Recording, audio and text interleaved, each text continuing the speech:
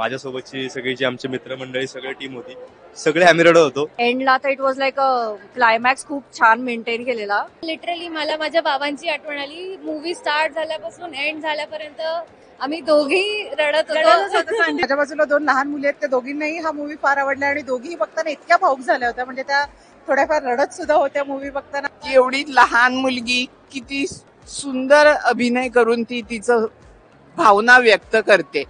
खूप सुंदर पिक्चर आहे.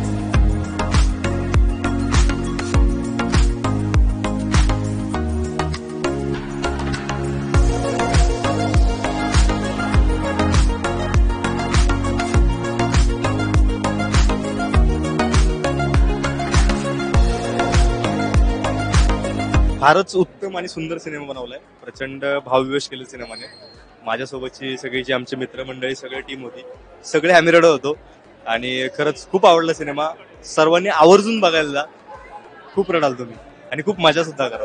खूप हार्ट टचिंग होता आय कॅन से. आणि लिटरली मला माझ्या बाबांची आठवण आली. मूवी स्टार्ट झाल्यापासून एंड झाल्यापर्यंत आम्ही दोघी रडत होतो. कंटिन्यू रडलेलंच आम्ही दोघी पण. खूप छान मूवी होता. खूप छान मूवी. खरंच नक्की आणि सगळ्यांनी बघा. आणि हा खूप हेल्पफुल पण मूवी आहे ज्यांना वडील नसतील किंवा आई बाबा नसतील त्यांच्यासाठी, किंवा त्यांनी एक म्हणतो मदत म्हणून किंवा काय म्हणतात ना की एक genuine can't say that word right, एक चांगला असा प्रकारे त्यांना समजू शकतात की समजू शकतं. देवाचं घर म्हणजे काय.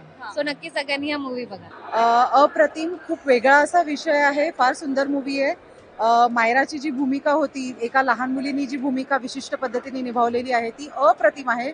बाब्याचा रोल आम्हाला फार आवडलेला आहे. I know him personally, so तोही छान आहे. माझ्या बाजूला 2 लहान मुली आहेत, त्या दोघींनाही हा मूवी फार आवडला आणि दोघीही बघताना इतक्या भावूक झाल्या होत्या, म्हणजे त्या थोड्याफार रडत सुद्धा होत्या मूवी बघताना. इमोशन सुद्धा त्यांचे बाहेर आले होते.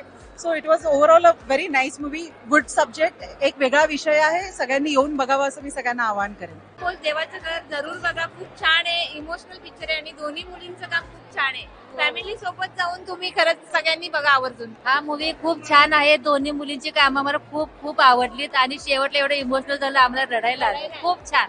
सगळ्या फॅमिलीने एकत्र बघावं असं मूवी आहे. देवाचे घर आपलातून एक नंबर.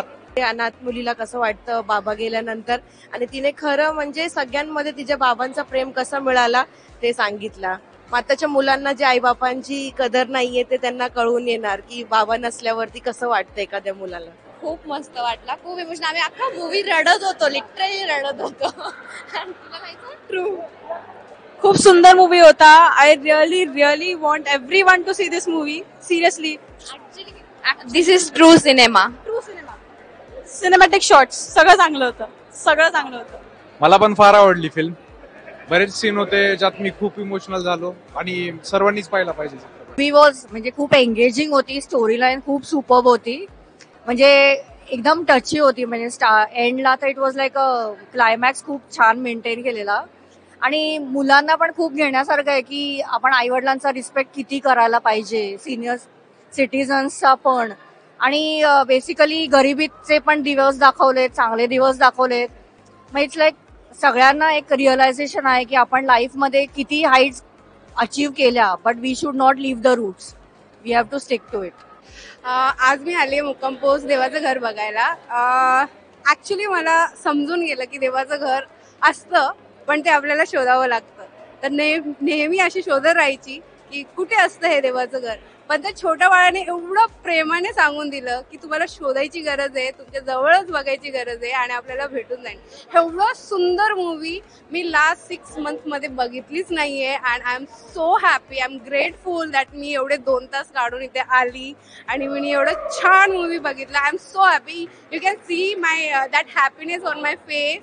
सो मी सांगू इच्छिते की सर्वांनी फॅमिली बरोबर जावावं आणि नक्कीच हा पिक्चर बघावा. आणि त्या छोट्या मुलीचं काम म्हणजे वा, भरपूरच छान. मी परत एकदा बघणार आहे. मूवी फार इमोशनल होता, बट खूप महत्वाचा मेसेज त्या मूवी मधनं दिला गेला आहे की आजूबाजूचे जवळचे व्यक्ती ते आपल्यावर किती प्रेम करतात. त्याच्यावर तुम्ही जरी कुठलं दुःख आलं पण आपले जवळचे व्यक्ती आपल्या नेहमी सोबत असतात, ते महत्वाचे आहे. हा खूप छान मेसेज दिला गेला होता या मूवी मध्ये.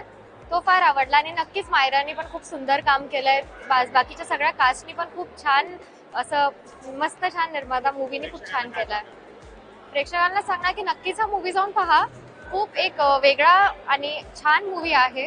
आणि आवडला, खूप छान चित्रपट आहे आणि सगळ्यांनी खूप छान अभिनय केलाय, खूप आवडला.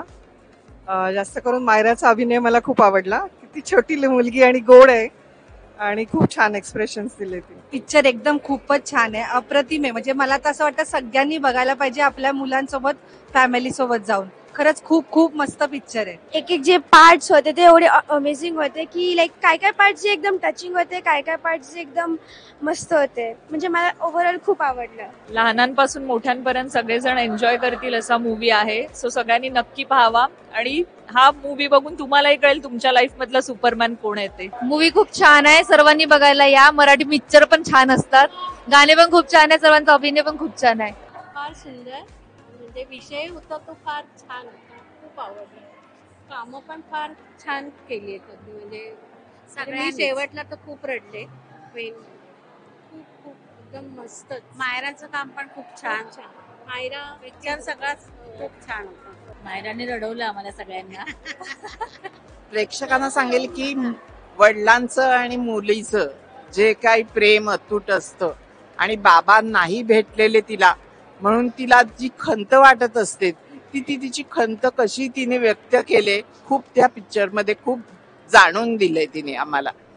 म्हणजे मायराच्या कामाबद्दल तर बोलणं म्हणजे डोळ्यातनं आता मला बोलताना पाणी येतंय की एवढी लहान मुलगी किती सुंदर अभिनय करून ती तिचं भावना व्यक्त करते.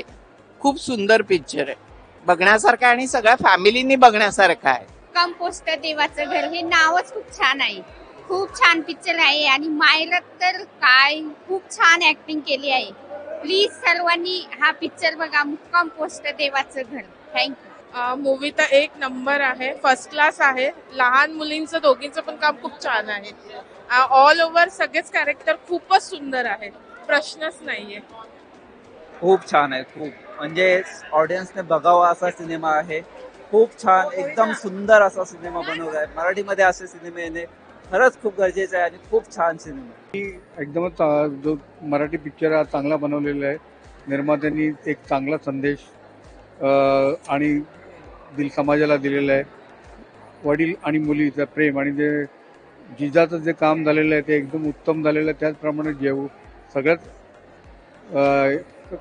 ॲक्टरांचं काम चांगलं झालेलं आहे. असाच संदेश दिल्याबद्दल निर्माते सहनिर्माते सर्वांचे विशेष आभार. कंपोस्ट देवाचं घर मूवी खूप छान आहे. शेवटचा सीन बघून थोडा रडायला आलेला. बाकी माझ्या मुलीला खूप आवडला पिक्चर. आणि पिक्चर खूप इंटरेस्टिंग होतं, मला बघायला एवढं आवडलं, पण शेवटला रडू आलो. पण सगळ्यांनी हा पिक्चर बघायला या. थँक्यू. खूप छान आहे मूवी. म्हणजे बाबा आणि मुलीची कथा म्हणजे खूप, आता मी बोलू शकत नाहीये.